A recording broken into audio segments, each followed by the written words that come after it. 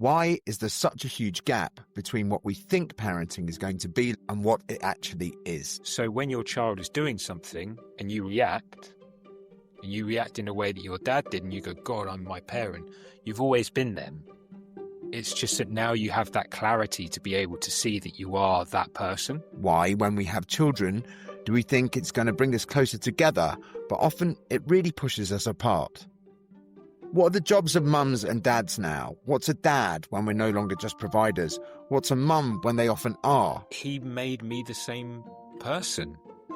He taught me how to be violent. I witnessed his and my mum's relationship. Their relationship was incredibly volatile. It was a really hostile environment for myself and my sister to grow up in. What am I supposed to teach or model for my children when I've no idea what the world is going to look like in 5 years' time? The best thing you can do for them is to give them an environment where they can flourish and they can be themselves. We shouldn't be passing our trauma onto our children.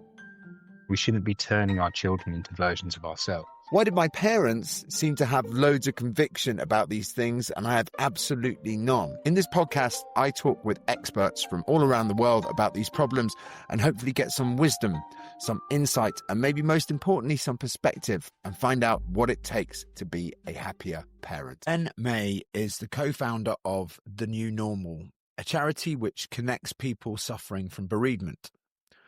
Ben doesn't have kids, and when a friend suggested that I have him on the podcast, I was unsure. But after speaking to him for a couple of minutes, I knew that we had to have a longer conversation and that people needed to hear what he had to say. Ben is someone who has left behind a turbulent and violent past by embracing self-reflection. We talk about grief and masculinity and why men are so bad at processing grief. We talk about identifying the traumas that we inherit from our parents, but still bearing the responsibility not to reenact those traumas. We also talk about the very particular grief of miscarriage and stillbirth. So this is not an easy episode to listen to, and if you find those topics too difficult, it may not be for you. But if you can listen, this is ultimately a story of how we all heal and how we all possess the tools to become better people for ourselves and our children. I hope you enjoyed the episode. Do you want to just start by telling us what the New Normal charity is? Yeah, of course. Yeah. So the New Normal is a charity that was founded by myself and my friend Jack back in 2018. So we founded after my dad died. His dad had actually died a few years before. We just decided that we wanted to have conversations with other people like us, people who are bereaved, people who had perhaps lost their parents, just want to come together and speak a little bit more and understand what we were going through, what we were experiencing, and kind of share that space collectively. And so Jack and I decided that we were just going to find a space in North London, simple as that. Bought a load of biscuits, put some chairs out around the table, and we had 5 other people walk into the room to join us on the first ever meeting. And it was just a really lovely space. For the next 2 hours, we all just sat and shared stories. And I remember at the end of that first meeting, we sort of said to people like, oh, did you enjoy this? Would you come back? And, everyone in the room said, yeah, they would. 7 years later, we've gone on to host 1,500 groups to people from around the world. So, we run close to 25 to 30 peer support groups for bereaved adults across each month. It's a really simple concept. It's a really simple concept. It's community. It's a space for people to speak without judgment or expectation, not being told what to do, what to think, how to feel, how to react or respond. Just being able to share how they're feeling. You mentioned to me that you felt that you could bring something to this because you yourself had been in some kind of therapy, some kind of anger management. When I was in my kind of mid-late 20s, so probably about 26, 27, I was in a relationship with someone, and as that relationship was coming to an end, I became a lot more verbally abusive. So I had been raised on football terraces by really working class men. I'd had quite a violent upbringing. And I had learned this behavior from my dad, from his friends. You know, my dad was tough. My dad was a builder. He was a strong man. He was, it's amazing when I think about my dad. He was all of these incredible things. You know, he was a fantastic dancer. He could sing. You know, he loved the Blues Brothers. He loved Motown. He used to always sing at every opportunity at karaoke. And he was always first to the bar. Everyone loved him. Everyone really loved my dad. But my dad was also a really violent man. And for all of his charm and his wit and his kindness, he was also, raised incredibly violent. He spent his childhood on football terraces fighting. And when I got to the age of 7, he took me to those same football terraces. You know, I started going to football in the early 90s. And I remember the first away game he took me to. You know, and as we were coming out of Coventry, it was, Coventry Stadium, as we were coming out of Coventry, there were fights happening everywhere. You know, there were police on horseback and there were fights happening everywhere. You know, this was probably about 1993, 1994. So, when people said that football hooliganism wasn't happening in football anymore, and you could see my dad was protecting me, but there was also this allure to it. You know, he was looking around, he was enjoying what he could see. And he made me the same person. He taught me how to be violent. You know, I witnessed his and my mum's relationship. Their relationship was incredibly volatile. You know, it was a really hostile environment for myself and my sister to grow up in. You know, my dad drank heavily when we were young. My mum had multiple affairs. You know, at one point I remember we left and we went and lived with another man, somebody who was actually my dad's friend, who my mum was in a relationship with. And, one of my earliest memories, is being sat in my dad's van on the passenger seat with my sister. And my sister and I were both crying because we just wanted to go home with our dad, but we couldn't because we were now living with this other man and our mum. And I remember just this hostility in our home, this anger, this violence. They never spoke to each other. They just shouted, they screamed. You know, eventually we did come home. Eventually, my mum and dad decided that they wanted to try and make the relationship work for myself and my sister. And that was the worst thing they could have done for us. You know, we went home and I remember the screaming. You know, my mum and dad couldn't communicate. They didn't teach myself or my sister how to communicate either. You know, so when my relationship started coming to an end, I enacted the same behavior as them. I would go quiet, and then when my partner would ask me what was going on, I would, instead of talk to them and tell them how I was feeling, I would burst into fits of rage. You know, it felt like I was being accused of something. But the reality was that I didn't want to be there anymore. I just didn't know how to say it. I remember her saying to me that she loved me, but she didn't like me anymore. And, I could see my dad in me. I could see who I'd become. And I decided that I needed to make changes. I decided that I needed to stop being the person that I was. And I ended up going to an anger management course that was funded by the government. And it was a number of weeks in one-to-one therapy. And then it went from one-to-one into group. And the one-to-one, I remember going into one-to-one and I was like, right, this guy's going to teach me how to breathe, how to count to 10, how to leave a room when I'm angry. And he taught me none of that stuff. He sat me down and week on week on week, all we did, I talked and he listened. And every single week he came in and he sat there and he just asked me how I was feeling. You know, in the lead up to this, I was walking down the street and I was picking fights with people. I would go into pubs, I would have a few beers, I would start fights, I would get angry at anyone who didn't say thank you if I held a door open for them. I would get angry in the shop if I said thank you and the person back to me didn't say thank you. I was actively seeking fights. I was actively seeking violence. And it was because of this environment that I was raised in, my learned behavior, but also as well, it was because of all of the trauma of my childhood. At this point, it had nowhere to go. All of that trauma had nowhere to go. And so instead it was coming out of me in this really violent way.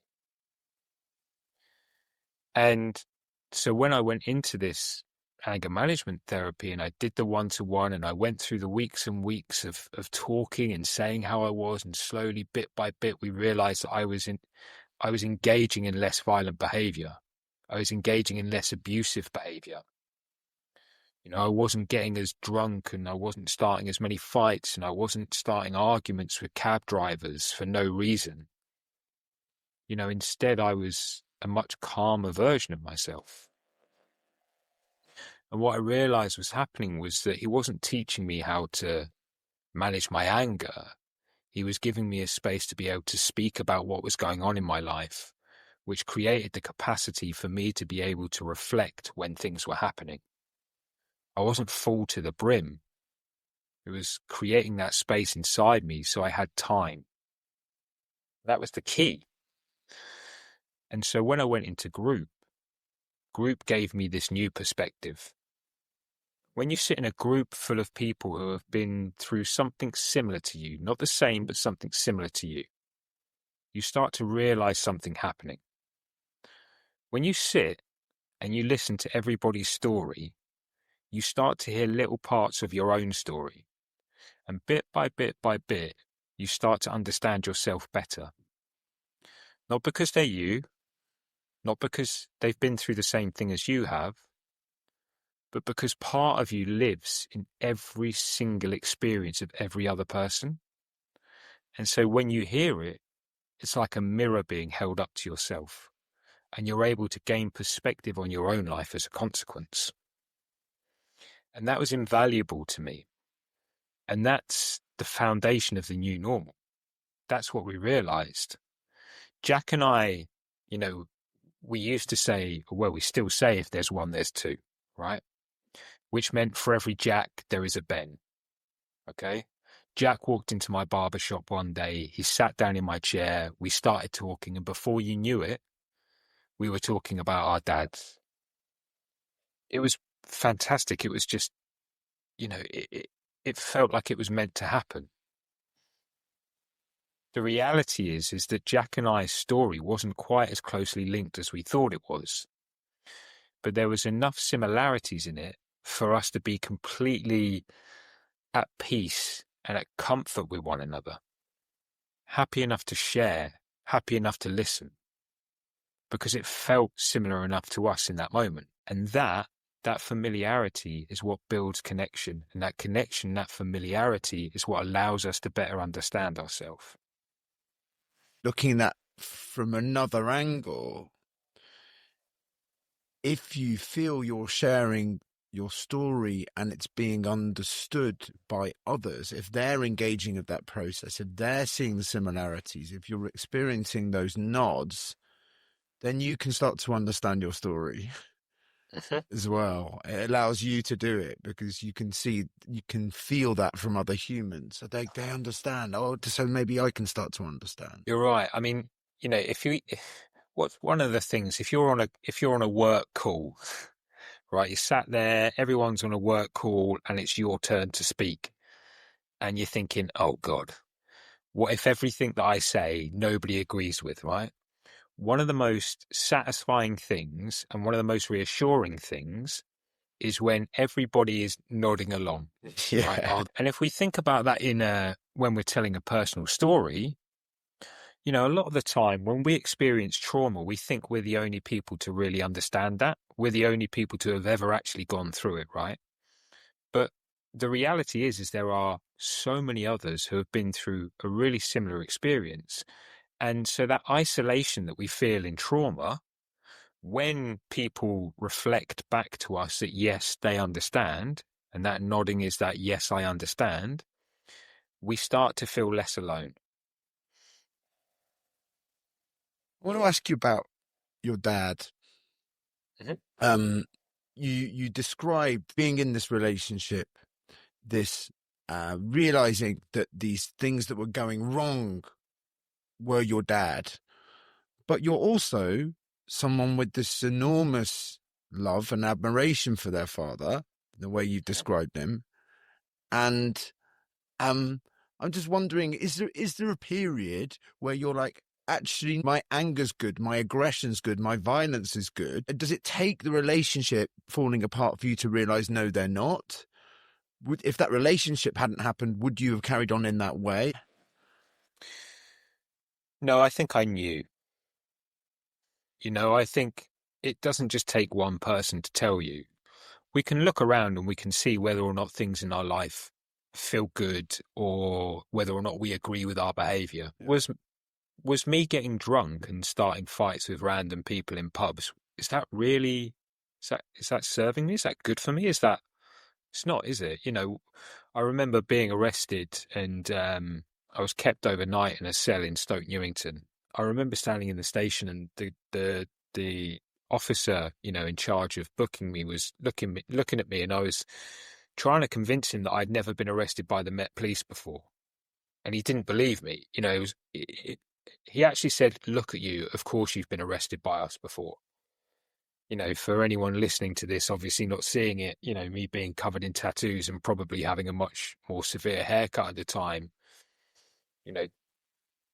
obviously they decided that profiling. Look, you look like someone who's supposed to be here. Exactly. That was the way that they saw this. I remember, being put in that cell and staying there that night. And, the next day walking back to where I lived at the time, I had the plastic bag full of my belongings. You're sort of walking down the high street, you're hungover, you've just taken a caution because, you wanted to get out of the cell. And you just think, how is this doing me any good? How is this honestly doing me any good? It can't. So, yeah, okay, look, I had fun when I was younger and I was out and I was drinking and I was taking lots of drugs and I was doing all of the things that I was doing. But was I happy? Was it driving my life in a direction that I wanted it to go in? No. So when somebody close to me said that they didn't like me anymore, that was enough for me to go, yeah, I don't like myself. And then, because you haven't had this model, right? And I'm going to say this, right, that obviously there are some things in your story, lots of things there which sound very extreme. You're from a very working class background. I'm from a comfortably middle class background. But actually, for a lot of men of our generation, not having a masculine model on how to channel strong emotion, how to deal with rage, it's not uncommon. Just listening to your voice now and seeing the way you talk, it's very hard to picture Ben doing those things. Take me on that journey and what that feels like, and where you feel you've drawn inspiration from, if there's no dad to draw inspiration from. Yeah, that's a good question. I think it's important to acknowledge that, look, my dad, there were elements of my dad that, it's taken me a really, really long time to unlearn. I'm still going through that process, right? That process is a never-ending process because there's trauma that I'm going to be managing and dealing with the rest of my life. And it's not just because of my dad. It's also, my relationship with my mum was incredibly difficult. It still can be incredibly difficult now. I love my mum, I love my dad, but that doesn't mean that they were good parents. That doesn't mean that they should have been parents. In fact, I don't think that either of them should have been parents. I think they wanted to be parents because they were told that they needed to be, and they ended up having children because, to be honest, they were just physically attracted to one another. I don't think there was much more of a deeper connection with my parents than that. So for me, seeking a role model, I can still love my dad and I can still see him as a role model in certain places. My dad's generosity when he didn't have a lot, that's something to really be admired. I think that's a real working class thing. Like I said, he was always first to the bar. No matter how little he had in his pocket, he would be there. And I think, so these parts of my dad, his humor, okay, I can't sing or dance quite like he could, but, there are other elements of who I am as a man that are still parts of my dad.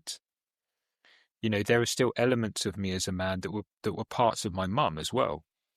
I always say that I've done the work on my dad. It's not fully true. And now I'm doing the work on my mum. That's complex in itself, right?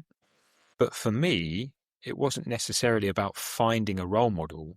It was about finding who I was comfortable with being. And I think once I started to understand that for myself, once I started to realize it was about who I wanted to be for me, not for anyone else, but for myself, then I was able to start to move towards that version of myself.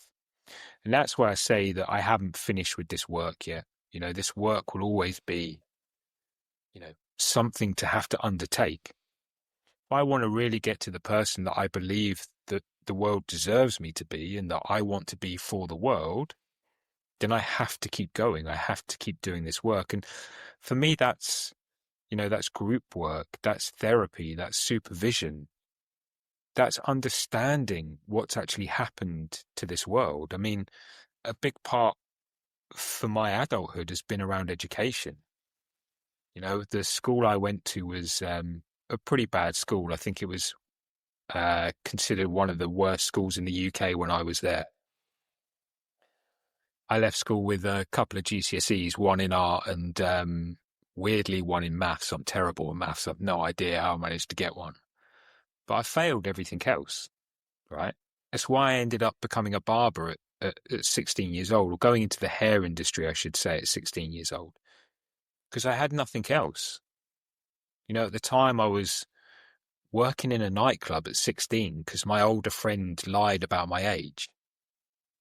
Right? And I ended up, my mum called me one day, she said, "You're quite creative. What about the hair industry?" And that was it. I was, yeah, all right, fine, whatever, I'll do that. I was lucky. I got a good job. I worked hard. I, had that working class value in me that if I put the effort in, then I would get something back. But actually, it wasn't the hard work that allowed me anything. What has changed the person I am is a willingness to educate myself. And it began with that conversation. It began with realizing that I didn't like the person I was. I had to learn about everything. I had to learn about politics. I had to learn about economics. I had to learn about, the situations and the circumstances of other individuals and people, geopolitical issues. Once I started to give myself an education, then I started to change really the person that I was. And then I could start to model myself on what I wanted to be. So that education coupled with therapy, coupled with group work, that's what has, forged, I guess, the path for me to that change. One of the things that happens to us as parents is that we try and do exactly what you've done there, but skipping the therapy and the education. We're like, right, I'm going to do this job. I know it's a really important job. And what I'm going to be able to do is I'm going to pick the bits I like of my dad, and I'm going to discard the bits that actually I've decided he didn't do that well. And then what happens is we come face to face with the fact that we are that man in moments when we don't want to be. And it's great when we're that man in the moments that we want to be, but it's like, oh, that wasn't even my voice. That was my dad's voice coming out of me when he wasn't at his best. And then I guess what this podcast actually is about is that actually we need this completely different education. Even if you went to school and did A levels, we need this education as adults, which in many ways is much more important than the stuff no one really wanted to listen to between the ages of kind of 11 and 17 anyway. Yeah. Where, like, and I think what's amazing is what you're suggesting is actually there's nothing in your parents, right, or your upbringing that actually dictated that willingness in you, right? It was a decision. No, it's not just a decision. Terry Real, who's a therapist, he works mainly with couples. He says something really brilliant, right? Which is that people don't change because they see the light. They change because they feel the fire. Is that what we're talking about? Yeah, I think so. And I think that makes sense, right? There are different situations, there are different circumstances, right, where we can find change in our lives. But when we decide to change ourselves, it's not because we think we're coming from a good place. It's because we're coming from a place that we don't like anymore. How many times have people woken up from a night out and gone, oh God, I drank way too much last night. I'm never going to drink again. You're not making that decision based on, your health and well-being. You're making that decision based on a number of different things, right? The guilt that you feel, the amount of money that you spend, how terrible you feel in that moment. God, what did I say to that person? Like the food I'm now going to consume because I feel so bad about myself. All of these things, right? There's the fire, right? You're not making decisions because, you feel like you've got the requisite information you need to be able to make good decisions. You're making it because you're scared of what you might have done, right? So it makes sense. I think there's something else in there as well that you touched on, that moment when you're like, oh God, that's my father's voice, or that's my mother's voice, or, I am that person. And, I think about this quite a lot. And I've cut hair, like I say, for 23 years.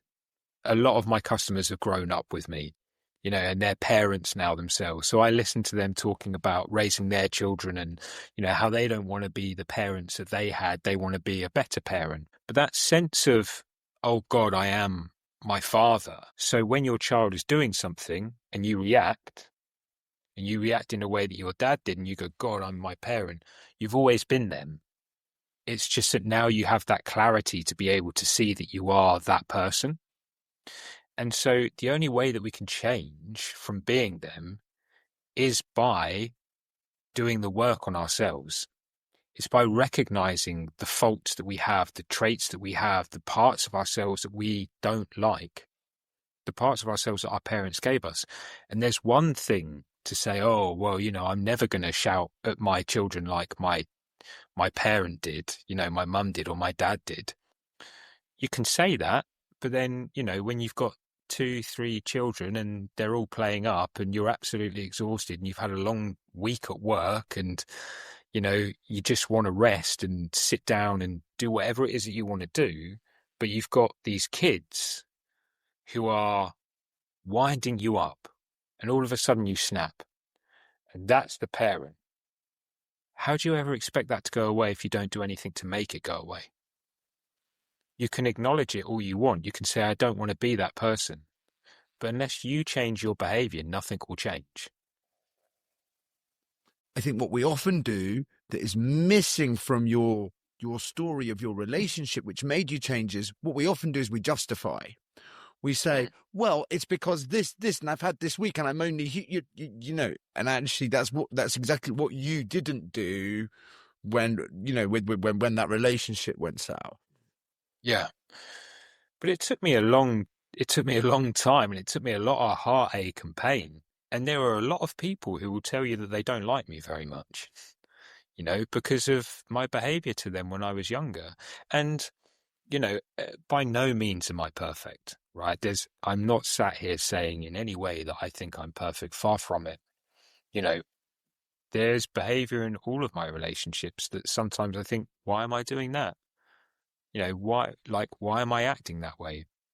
One of the big things for me actually is recognizing my parents' behavior still in me to this day. I was talking with my therapist 2 weeks ago. He's actually on holiday at the moment, which is completely unreasonable. But if it all goes wrong, mate, that is because he took a week off. Yeah. right.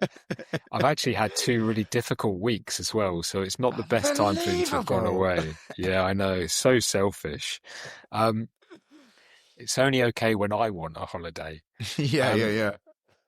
But, you know, we were talking a couple of weeks ago, and there was some really specific things that I felt playing out in my behavior, in my personal relationship with my partner. And I took that into my therapist and I said, "I- I'm not enacting this behavior, but I'm really conscious that it's right here, that it's sat right, in the back of my head or in the pit of my stomach. It's there. I can feel it and I'm conscious of it and I'm stopping it from happening. But I know it's there." And, it comes back to what I'm saying. Like, I can be conscious of that, but I have to make the conscious choice to not enact that behavior. You can be conscious of how your parent treated you and not want to do it to your child. But you have to make sure that you are the person that actually stops it from happening. What are the patterns that you see with people who are coming to you after bereavement? Yes, good question, because there are lots of really common threads. The amount of groups I've sat in, and led, and the conversations I've had where people are actively seeking reassurance that one day they might feel something again other than sadness. And one of the things that I think is really interesting, and it's something that I hear all of the time, it's a really, really common thing, is people saying, I just want to feel myself again. I just want to go back to myself again. I want to feel like me. And if you think about any kind of big shift in your life, as soon as something happens, as soon as something impacts you in that way, you you're ultimately changed. You're a different person to what you were before the act. And to think that I could ever go back to being the same person I was after my dad had died. So, there's that feeling in the days, weeks, and months afterwards. You're like, I just want to go back to normal. I just want to feel normal again. That won't happen. And it won't happen in any major life moment, right? Think about having a child. Are you the same person after you've had a child? Never, no. You are a completely different person. The moment any major trauma, any major incident happens in your life, good or bad, you're ultimately altered forever. So we have this kind of sense of, I'm going to go back to being myself, and I think we in this country in particular, there's that kind of grieving period, let's call it, where a person dies and we're waiting for the funeral. And it's almost as if we think at the end of the wake, we're going to leave and everything's going to be tied up and we're going to go back to how we were 2, 3, 4 weeks ago. And so I think that I see the majority of people, they are seeking reassurance that they are going to feel normal again. And I think that's one of the reasons why we ended up calling the charity The New Normal, because it was about recognizing that you were in this new world. This was your new normal, the new normal, right? Because my normal is altered doesn't mean that I will never feel anything but sadness again. Mm-hmm. It's fair to say that since my dad died, I've enjoyed some of the better moments in my life. And there is a bittersweet to that, because you wish that you would be able to share it with that person. That high, that wonderful moment where something beautiful has happened. And yet that person that you really want to tell isn't there.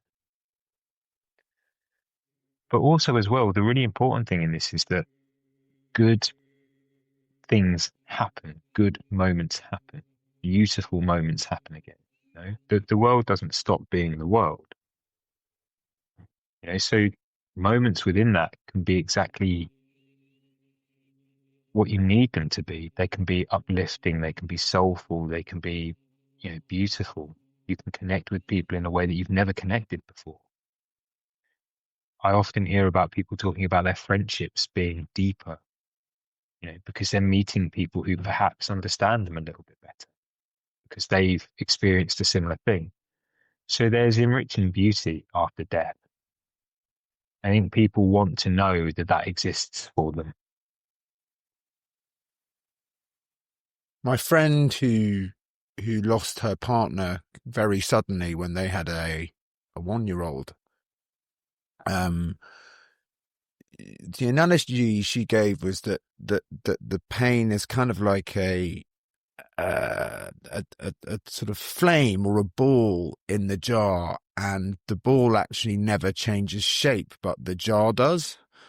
So it's always there, but you grow around it. It's always this thing. So then in terms of, it feels smaller, but it is actually the same pain. Yeah. Yeah, we call that the Scotch egg theory. Right. Oh, good. Some levity. Give me the Scotch egg theory. I've seen this spoken about in so many different ways: the ball in the box, the ball in the jar, the flame, this thing, that thing. Right. We just really like the Scotch egg theory. So you've got, in the middle of the Scotch egg, you've got the egg, right? And that egg is your grief. Okay. So in the moment that your person dies, or in the moment that something traumatic happens to you, your entire world is that egg. Nothing else is just that egg. Nothing else exists. But then the days and the weeks go by, and more meat starts to accumulate around the outside of the egg. And of course, years and years and years go by, and more meat appears in breadcrumb. And what this means is that every now and then, something can slice all the way through that breadcrumb and that meat, and it can take you back to that moment. Be in that room again, stood next to that bed, watching him take his last breath. And it can hurt in exactly the same way as it did in that moment. But it happens less and less because there is so much that's happened around it. So much time has passed, right? So many events have happened in my life. It's going to be 9 years next week that my dad died. So many things have happened since that day. And it protects you from the rawness of that grief, from that egg, right? And I think this is where people get confused about the idea of time being a great healer, because time isn't a great healer. It's a complete misnomer. Time puts distance between you and the thing that happened to you, but it never ever takes away the enormity of that pain. And that sits inside of you. And every now and then you're revealed to it again. And it hurts like hell. Fingers crossed, we're all going to watch our parents die. If everything goes well, right? That's the natural order of things. Is the grief over losing a parent different to other kinds of bereavement? Well, I mean, people often talk about a hierarchy of grief, which I think is not fair. People think about, you were a child, this person lost, their husband, or this person lost their child, or this person lost their father, or, it was an aunt or an uncle. The hierarchy of grief is a confusing thing because ultimately a relationship is a relationship, and it's important to you in the way that it's important to you. And so therefore that loss is important to you, right? And that loss can have any kind of range of scale. But with my dad, there was a really poignant moment for me when I realized that we weren't losing the same person. And so we were sat in the hospice room. My dad was in the hospice for around about 48 hours. He had 3 major fits and somehow survived all 3 of them. But it was, it was quite traumatic to watch him, just ultimately fitting for kind of a long period of time. And there was a moment when he calmed down and we were sat around the bed, and I was sat next to my nan, so my dad's mum. And opposite was my stepmom and my sister, and my brother and his partner were sat at the foot of the bed. And my dad loved smooth radio. So smooth radio had been on the entire time we had been in this hospice. In fact, actually, there was quite a number of times when we didn't know if my dad was still alive. and we would have smooth radio on at his house, and he wouldn't open his eyes or say anything for hours on end. But all of a sudden, a song would come on that he would really like, and you'd just see his foot start to move. So you knew he was doing all right. He was still with us. And so, we were in the hospice. We had smooth radio playing, and we're all sat around just chatting and laughing and talking. Just enjoying one another's company and enjoying whatever last moments we were having with him. My dad was unconscious. He wasn't with us at all at this point. And all of a sudden, the music stopped. I don't know what happened. It just went quiet, and the room fell silent. And in that very moment, my dad's breathing changed. It became really shallow. And I remember sitting, and you could feel this tension in the room all of a sudden. And my nan next to me, to my left, began to scream. And as I sort of turned towards her, she started to scream for her baby.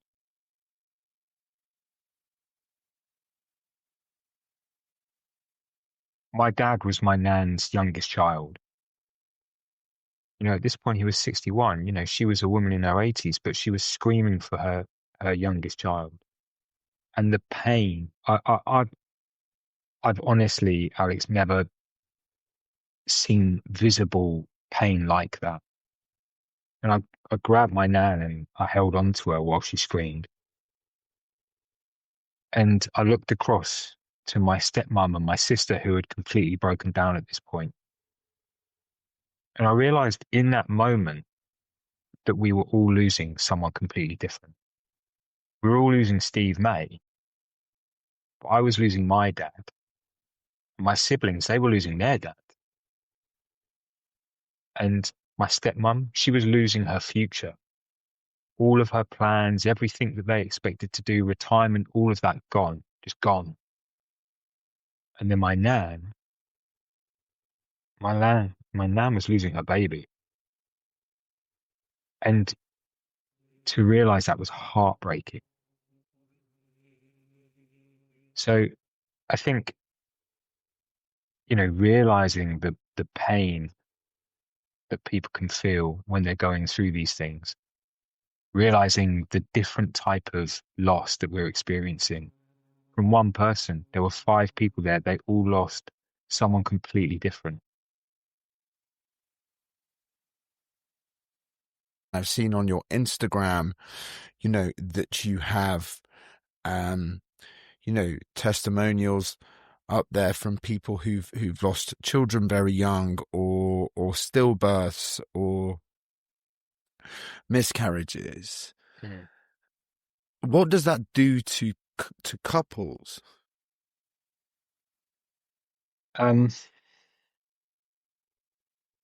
Yeah, I mean, I'm going to talk about a couple of people close to me. I'll name my brother because, my brother won't mind me speaking about him. My brother lost his first child. I think they were halfway through pregnancy. And I remember it happening.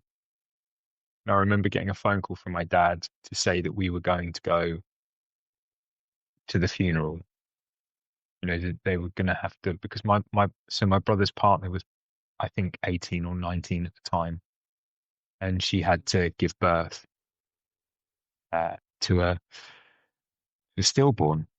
I can't imagine at any point in your life having to experience it. I can't imagine how difficult that was for my brother. I can't imagine how painful that was for her. And I remember being really confused at this idea that we were going to go to the funeral of their child. And, my brother and his partner were so young, and they were told by the hospital to just, as soon as she felt okay again, just to try again.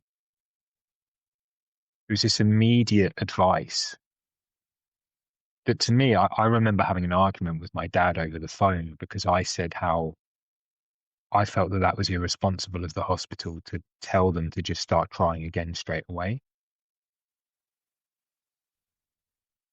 I remember going there for the funeral and it was cold. It was, towards the end of the year.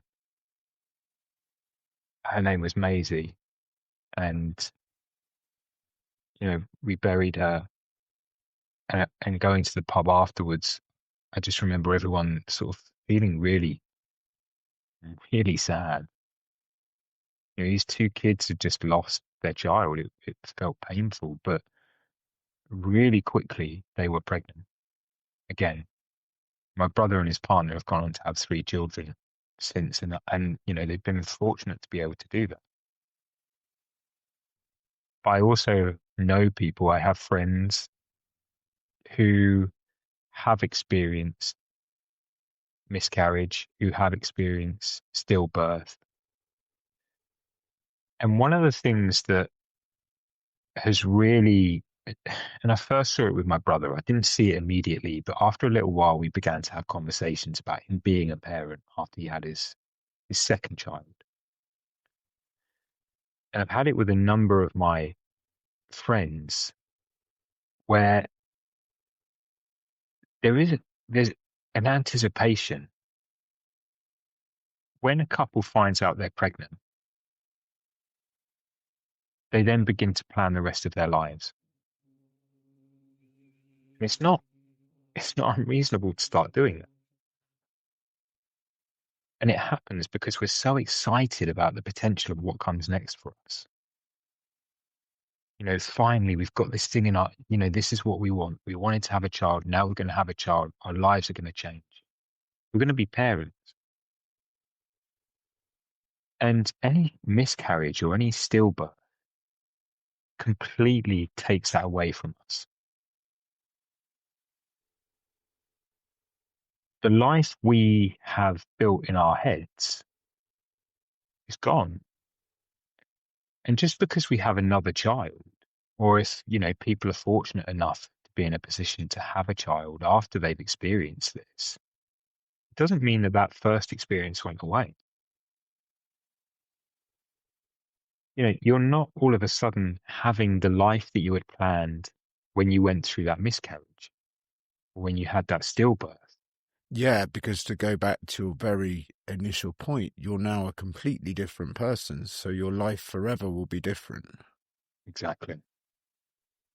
And I guess what I thought of when you're telling that beautiful, it was a beautiful and awful story of, your nan screaming and you all losing different people, is that actually, but before we have children, there's so much, particularly in the first child, there's so much fantasy in our heads about what that looks like. And you're right, we're both like, right, we're parents, we've got it, but often we don't share what those pictures are. So actually, much like your dad, we've actually both lost something very different. We both lost a very different picture of what things were going to be like. Yeah, exactly. We create this world within our imaginations that we're expecting to live in. And, often actually in everything we do, that world never comes true. So the majority of the time we're living within a sense of grief for the world that we thought we would have, for the people we thought we'd become, for the relationships we expected and anticipated, to the people that we actually are. Do you see any difference in a gendered response to grief or to bereavement?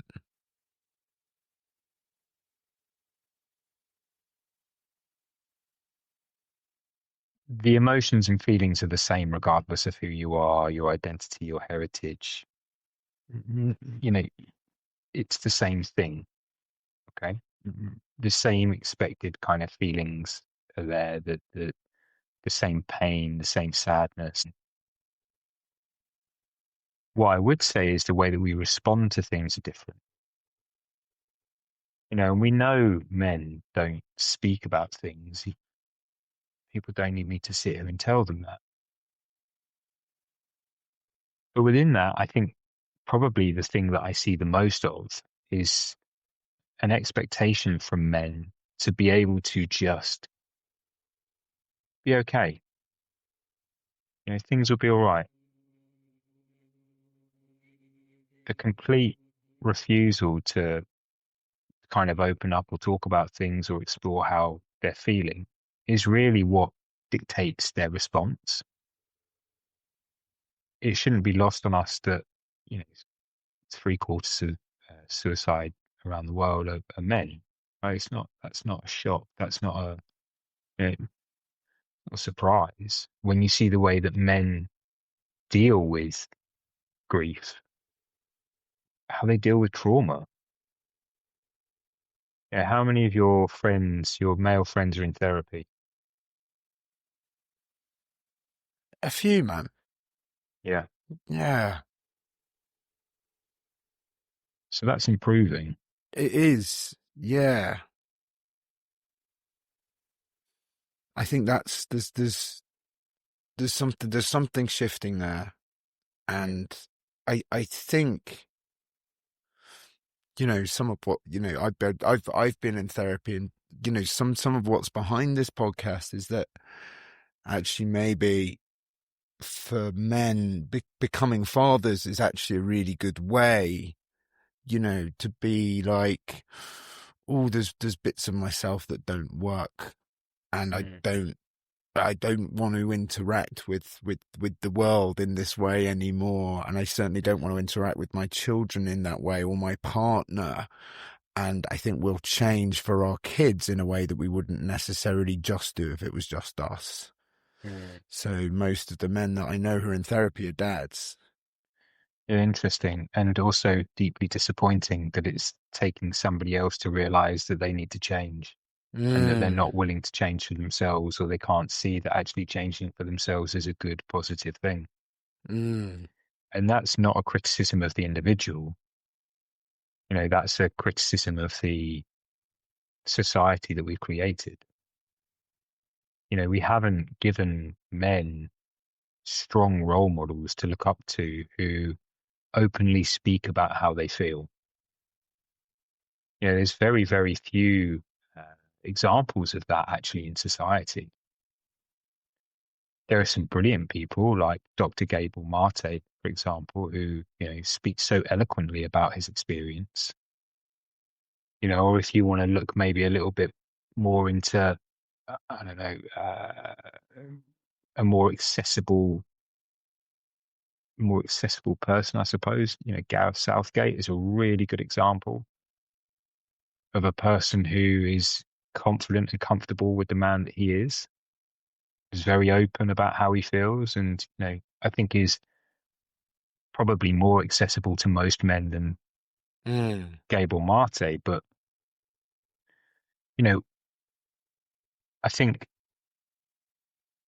it's a shame that men feel that their willingness or their openness to change comes from somebody else. And it's the same with me. Right? I didn't change because of me. I changed because somebody told me they didn't like me.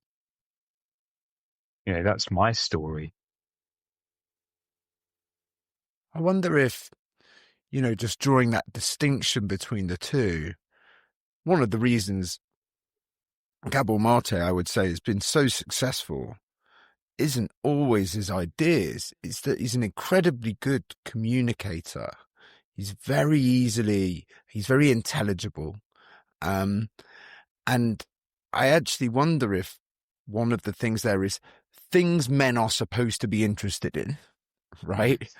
Yeah. Psychology or self-improvement versus football. Because there's I cannot remember the name of it now, but someone came up with this test, and it was about women. And it was a test that you could run on a film, and it was basically showing that we have this awful kind of portrayal of women in films, and they always have less lines. They never say anything which isn't kind of, they're always in the subplot. They never kind of drive towards the main thing. Anyway, someone did a very similar test for men, which was basically, do the men ever mention what their emotions are?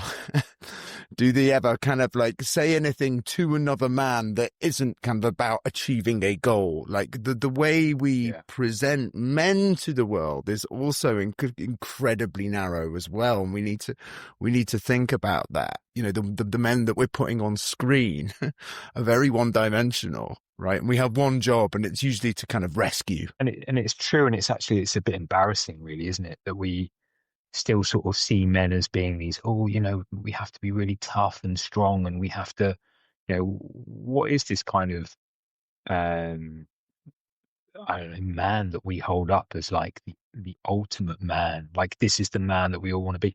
I don't want to be that. I don't want to be that. I actually, I'd much prefer to be a man who is actively seeking, a better world for all people. I'd much rather that. I'd much rather use my soft skills than, all of the other things that I've learned that actually are not very good. You're doing some work with there's people in this area of London. Maida Hill Market. So it's in Maida North Hill Market. Paddington. And it's on the Harrow Road. I go through it quite a lot, and I just say that I've never been through there without there being someone openly, in distress or overly self-medicating, like passed out, or like in a pool of vomit. Or so you're working with these men, right? Yeah. And they're men. Yeah. Why are men drawn to addiction more than women? Oh, good question. So my work has led me to this particular part of London, and working alongside Westminster City Council to kind of understand the needs of these men. For a lot of men, the typical traditional masculine tropes are often a route to addiction, because we're so scared to be vulnerable that we'd rather hide everything from everyone. And in order to hide, sometimes we end up medicating because we need to feel less of that pain. So, I would say it comes back to the same thing, that men don't find themselves naturally in spaces where they're able to speak or open up or talk. But also as well, when we think about people who end up in these situations, significant number of people that I know who are homeless, who end up addicted to, we're talking very serious drugs here, crack, heroin, for a number of people who are using that area. They didn't start off there. Things happened to them, and they found themselves more and more isolated, more and more marginalized. And men are so bad at friendships, and men are so bad at opening up and speaking, that eventually you find yourself in these really isolated places in your life. Also, And even what struck me about being there is, it's amazing what you're doing, because you're talking to these people that people are scared to talk to those people. Yeah. Right. It's not just about their willingness to speak. Well, maybe it is about their willingness to speak, but then you get to a stage where no one wants to listen because everyone would rather cross the road. Yeah. Because we're scared of men who fall off the bottom.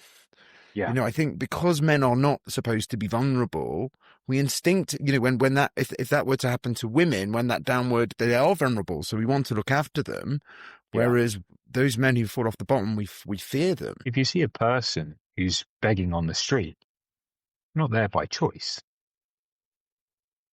They're there because of whatever situation they found themselves in over quite a long period of time, I would say, as well. They don't want to be there. They didn't ask to be there, but they are there. If you see a person, you shouldn't try and run away from them or hide.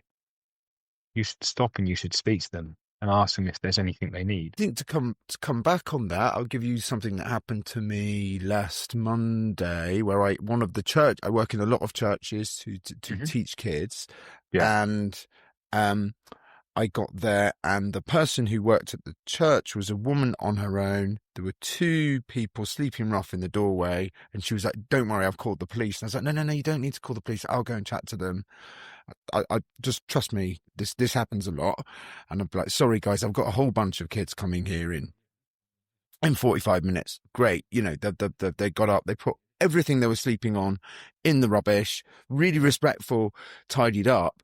But for that woman who's there on their own, that reaction is just, it's fear-based, because sometimes one of the reasons that people do end up in that situation is severe mental health issues.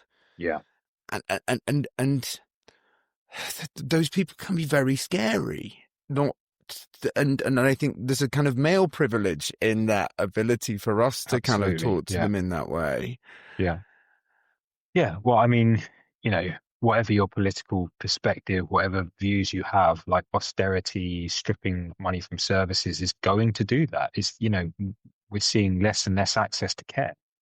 And when you have less and less access to care, you exacerbate a situation. If you don't give people the opportunity, if you don't give them support, you're only going to see more and more of this. And we're seeing less and less support available for people. That's a fact. It's impossible to get access to care, no matter who you are. It's so hard now. And so there is nothing for these people. You've got this incredible working class background. We spoke about the fact that you've got you came away with like 1 GCSE in math. You've made some kind of decision at some point that your life wasn't what you wanted. You've educated yourself. You've found meaning. You've found purpose. You're helping people every day. I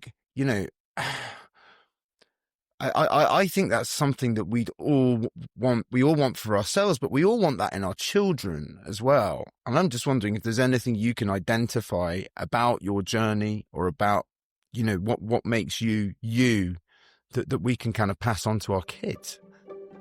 Well, the most important thing that you can do for your child is to be the best version of yourself.